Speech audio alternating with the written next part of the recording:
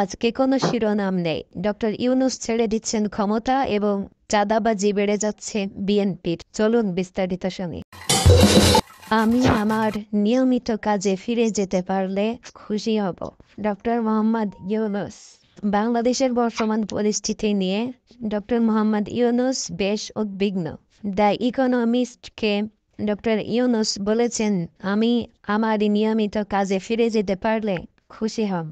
অন্যদিকে মিশরের কায়রোতে D8 সম্মেলনে প্রধান উপদেষ্টা অধ্যাপক ডক্টর মোহাম্মদ ইউনূসের সাথে তুর্কির প্রেসিডেন্ট এরদোয়ান দেখা করেন। এরদোয়ান জানিয়েছেন, মুসলিম নির্যাতনকারী ভারতের বিরুদ্ধে মোকাবেলার জন্য ডক্টর মোহাম্মদ ইউনূসকে সকল রকম সহযোগিতা করবে ইনশাআল্লাহ। এতে করে বাংলাদেশ আরও শক্তিশালী হয়ে গেল।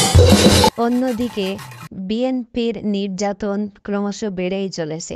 চাঁদাবাজিতে আওয়ামী লীগের রেকর্ড ভেঙে দিয়ে বিএনপির নেতাকর্মীরা এগিয়ে চলেছে।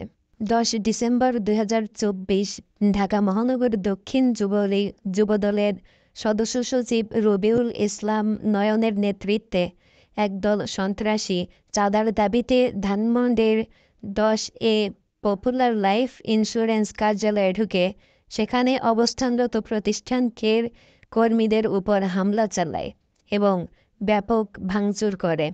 তাদের চালানো তাণ্ডবের সম্পূর্ণ ঘটনাটি সিসিটিভিতে রেকর্ড হয়।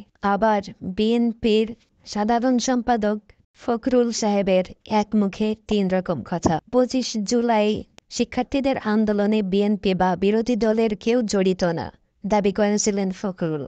এরপর শহীদদের আত্মার মাগফিরাত ও আহতদের সুস্থতা কামনায় মিলাদ ও মাহফিলে তিনি বলেন, বিএনপি আন্দোলনের ভিত্তি গড়েছিল, ছাত্ররা তা বাস্তবায়ন করেছে। এরপরে আবার 25 জুলাই প্রকাশিত সংবাদে তিনি বলেন, বিএনপির কেউই কোটা আন্দোলনের সঙ্গে জড়িত নয়।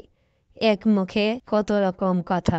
বিএনপির উপর থেকে জনতার বিশ্বাস দুমড়ে মুচড়ে ভেঙে যাচ্ছে। এদিকে সিরাজগঞ্জে হাজী সেলিম রেজা নামে এক আওয়ামী লীগ নেতাকে বেধড়ক পিটিয়ে হাত পা ভাঙার 2 পায়ের রগ কেটে নেওয়ার অভিযোগ